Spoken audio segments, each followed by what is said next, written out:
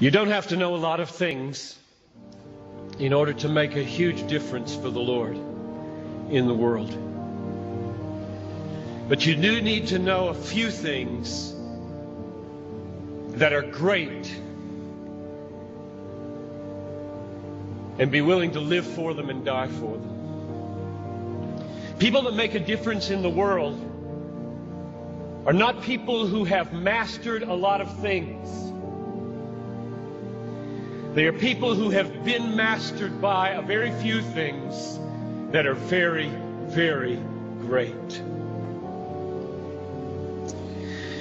If you want your life to count, you don't have to have a high IQ and you don't have to have a high EQ.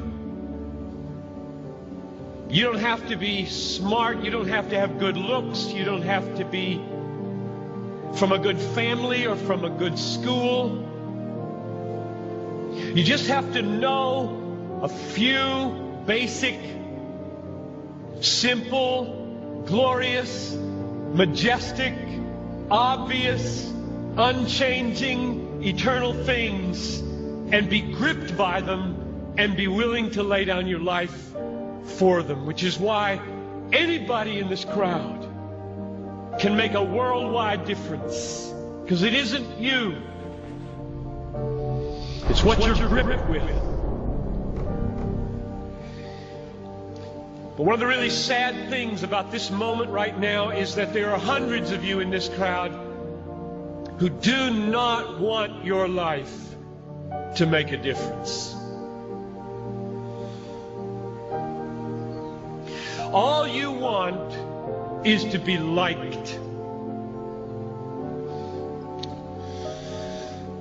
Maybe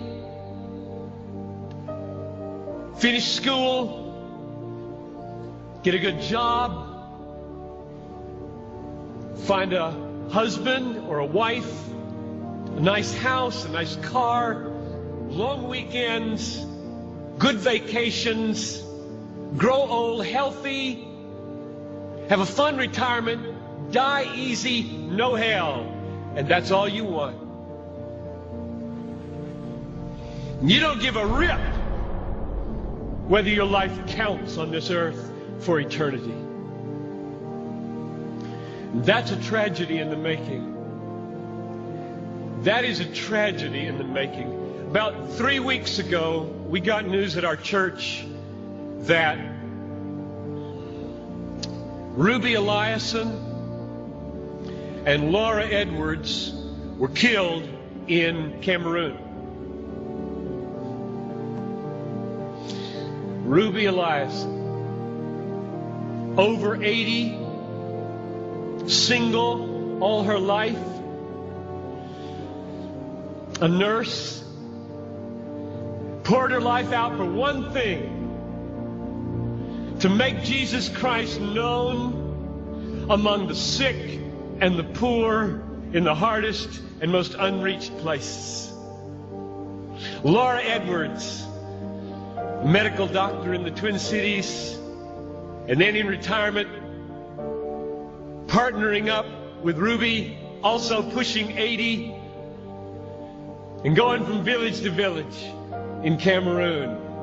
And the brakes give way. Over a cliff they go, and they're dead instantly. And I asked my people, is this a tragedy?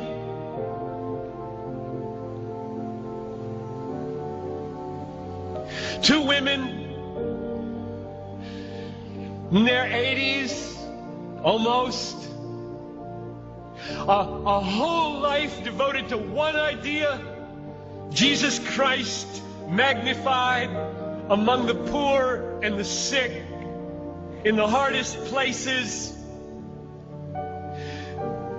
And 20 years after most of their American counterparts had begun to throw their lives away on trivialities in Florida and New Mexico, fly into eternity with a death in a moment. Is this a tragedy, I asked? It is not a tragedy. I'll read you what a tragedy is. I've got a little article here from Reader's Digest. You don't read Reader's Digest, I know that. But there is a generation who does. This is a tragedy. Title of the article: Start Now, Retire Early. February 1998. Bob and Penny took early retirement from their jobs in the Northeast 5 years ago when he was 59 and she was 51. Now they live in Punta Gorda, Florida, where they cruise on their 30-foot trawler, play softball, and collect shells. That's a tragedy. That's a tragedy. And there are people in this country that are spending billions of dollars to get you to buy it. And I get 40 minutes to plead with you, don't buy it. With all my heart, I plead with you, don't buy that dream.